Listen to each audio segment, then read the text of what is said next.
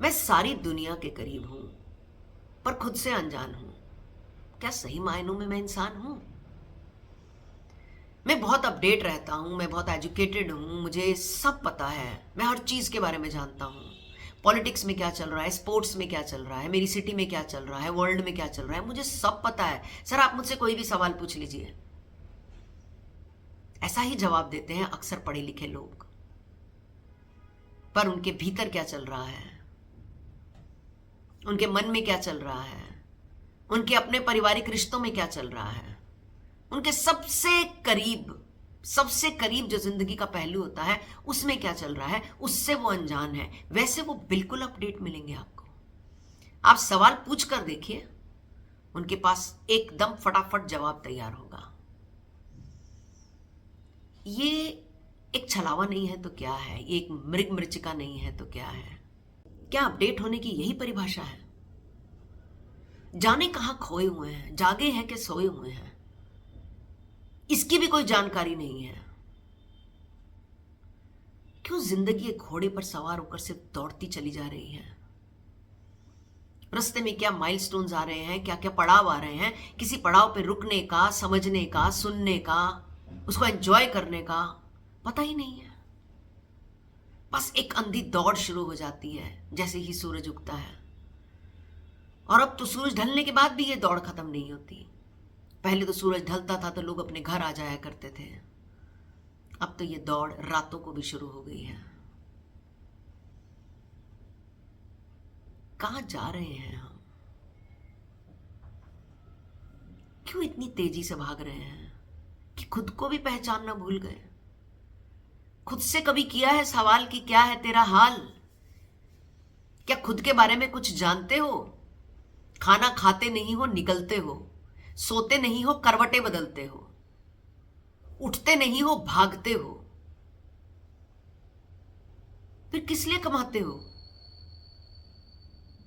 जब उस धन को यूज करने का ही तुम्हारे पास वक्त नहीं है? ये मेरे परिवार के लिए है, परिवार अनदर लेवल पे बिजी चल रहा है, उसके पास कहां वक्त है।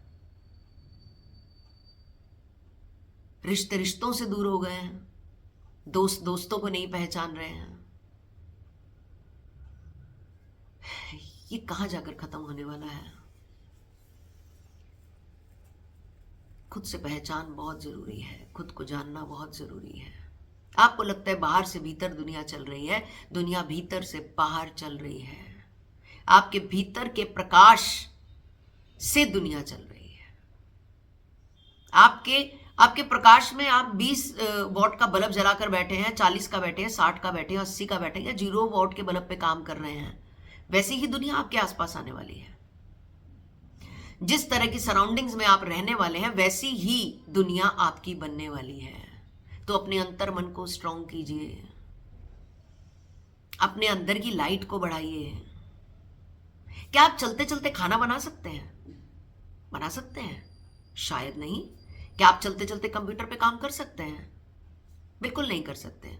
और भी दुनिया के हजारों काम जो आप चलते चलते नहीं कर सकते। उसके लिए आपको ठहरना पड़ता है, रुकना पड़ता है, थमना पड़ता है, सोचना विचारना पड़ता है, तब आकर आप एक खूबसूरत कृति तैयार कर सकते हैं। क्या आप थमने को तैयार हैं? न्यू क्रिएशंस, न्यू विचार, नई नई चीजें, न्यू इन्वेंशंस रुकने, ठहरने और विचार करने से होती हैं। भागने से क्या होगा? अपनी स्पीड को कंट्रोल कीजिए, अपने पास बैठिए। जब तक आप रुकने की प्रैक्टिस नहीं करेंगे, स्थिर रहने की प्रैक्टिस नहीं करेंगे, स्टेबल होने की प्रैक्टिस नहीं करेंगे, तब तक आपको उस तरह के न्यू आइडियाज कभी भी नहीं आएंगे। उसके लिए आपको स्टेबल होना पड़ेगा। और स्टेबल होने के लिए आपको एक दिन में कुल 5 मिनट के लिए आप अपने साथ समय निकालिए, खुद से बात कीजिए, सेल्फ टॉक कीजिए। आप क्या सेल्फ टॉक करते हैं अपने साथ? पॉजिटिव सेल्फ टॉक करते हैं, नेगेटिव सेल्फ टॉक करते हैं, अपने आप को कोसते हैं, अपने आप की तारीफ करते हैं? आप क्या करते हैं अपने साथ? किस तरह की सेल्फ टॉक करते हैं आप? क्या आपकी सेल्फ टॉक आपको आगे बढ़ाने का काम करती है या आपकी टांग पकड़ के आपको पीछे खींचने का काम करती है? ये मुझसे नहीं होगा, ये मैं नहीं कर पाऊंगी, ये मैंने कभी नहीं किया, ये तो मेरे लिए पॉसिबल नहीं है, नहीं नहीं ये मैं कहाँ कर सकती हूँ, मुझे ये नहीं आता, मुझे तो ये समझ ही नहीं आती चीजें, ये तो बड़ा मुश्किल है। क्या आप अपने आप को दिन भर में ऐसे ब्लेस करते हो? तो रोज आप 10 कदम पीछे जा रहे हो। रोज सुबह नहा धोकर उठते तो आप आगे बढ़ने के लिए हो, बट एक्चुअली में आप 10 कदम पीछे जा रहे हो, क्योंकि आप अपने आप को रोज नेगेटिव टॉक के साथ अपने अपने आप से बात करते हो। ये आपको कहीं भी नहीं ले जाने वाली, आप वहीं के वहीं खड़े रहेंगे। यू कैनॉट मूव अहेड, कर ही नहीं सकते आप। तो अपनी सेल्फ टॉक इंप्रूव कीजिए, अपनी स्पीड को थोड़ा कम कीजिए। जब हम धीरे धीरे गाड़ी चलाते हैं तो आसपास के नज़ारे जो हैं उनका लुत्फ उठा सकते हैं, और जब हमारी गाड़ी की स्पीड बहुत तेज़ होती है तो यूँ लगता है कि आंधी की तरह से जैसे साइड से कुछ निकल रहा है, और हम पहचान भी नहीं पाते कि कौन सा शहर निकल गया, कौन सा रिश्ता निकल गया, कौन सी बात निकल गई और कौन सी खुशी निकल गई। अगर इन सब को महसूस करना है तो अपनी स्पीड को थोड़ा कम कीजिए। अगर आप अपनी स्पीड को कम करेंगे तो आपके बच्चे भी इसको समझ पाएंगे।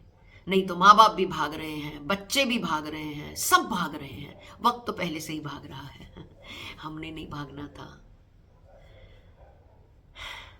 हमने थमना था और उस वक्त को महसूस करना था, उसके बदलाव को महसूस करना था।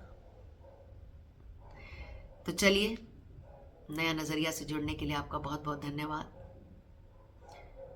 फिर मिलेंगे ऐसी ही कुछ चर्चाओं के साथ जो कहीं जाके हमारे दिल को छू जाए और वास्तव में हमें लगे कि हम क्या जो कर रहे हैं हम सही कर रहे हैं, या कुछ बदलने की ज़रूरत है।